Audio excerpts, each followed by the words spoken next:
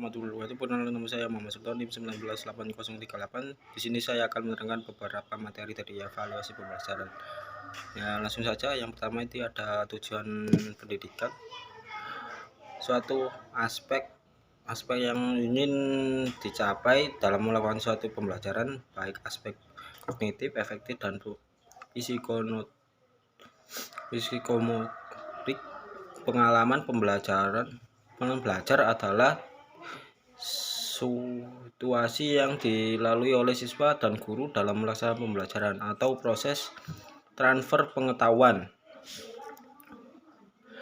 antara guru dan siswa. Evaluasi adalah kegiatan untuk mengumpulkan informasi dari keseluruhan proses pembelajaran untuk mengetahui kebutuhan yang status diperbaiki dalam proses pembelajaran.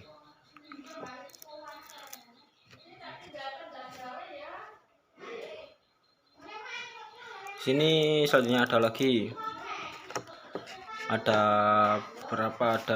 rumusan indikator dapat dikembangkan menjadi beberapa indikator pembelajaran yang mencakup kognitif, efektif, dan psikomotorik. Ada indikator penilaian. Indikator penilaian merupakan pengembangan lebih lanjut dari pencapaian kompetensi. Indikator penilaian perlu dirumuskan untuk dijadikan pedoman penilaian bagi guru, peserta didik, maupun evaluasi di sekolah. Ini ada manfaat dari indikator penilaian. Guru dalam membangun misi-visi penilaian yang dilakukan melalui tes. Peserta didik dalam mempersiapkan diri mengikuti penilaian tes maupun non-tes. Pimpinan sekolah dalam memantau dan evaluasi keterlaksanaan pembelajaran. Orang tua dan masyarakat dalam upaya mendorong pencapaian kompetensi siswa lebih maksimal. Itu manfaatnya ya. Ada materi pembelajaran. Keberhasilan pembelajaran secara keseluruhan sangat tergantung pada keberhasilan guru merancang materi pembelajaran. Secara garis besar dapat ditemukan bahwa materi pembelajaran adalah pengetahuan, keterampilan, dan sikap yang harus dikuasai peserta didik dalam rangka memenuhi standar kompetisi yang sudah ditetapkan.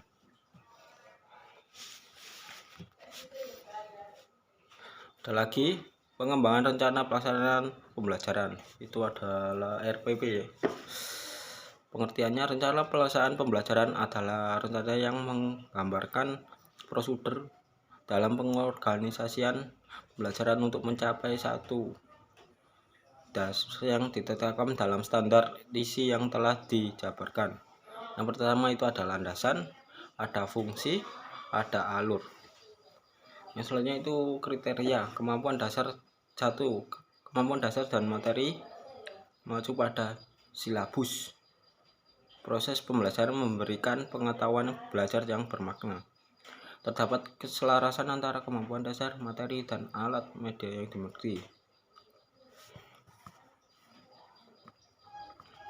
Itu dari RPP ya. Ini ada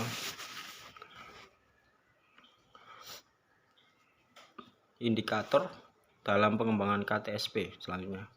Yang pertama itu ada pengertian indikator merupakan penandaan pencapaian KD yang ditandai oleh perubahan perilaku yang dapat diukur yang mencakup sikap, pengetahuan, keterampilan. Indikator dikembangkan sesuai dengan karakteristik peserta didik.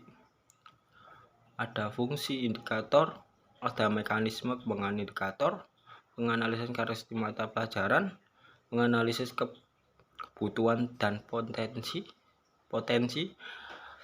merumuskan indikator. Ini ada prinsipnya pengembangan bahan ajar. 1.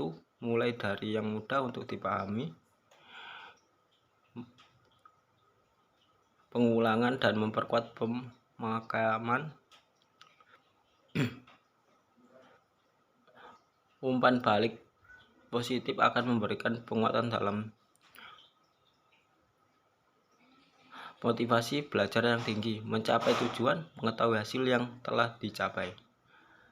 Selanjutnya ada jenis bahan ajar. Bahan ajar cetak, cutout, buku, dan model.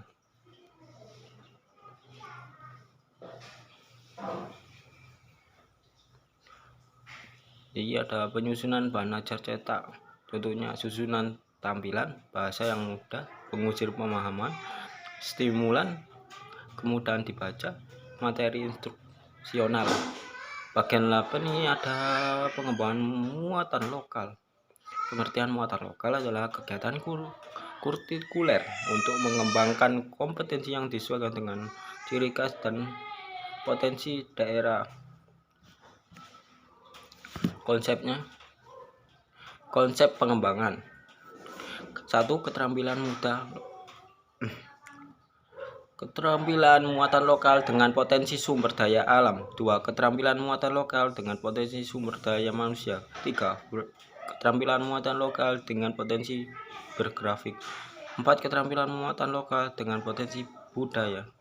5. Keterampilan muatan lokal dengan potensi historis. Ya, itu aja ya dari beberapa materi yang ada di mata kuliah evaluasi pembelajaran. Yang lebihnya mohon maaf.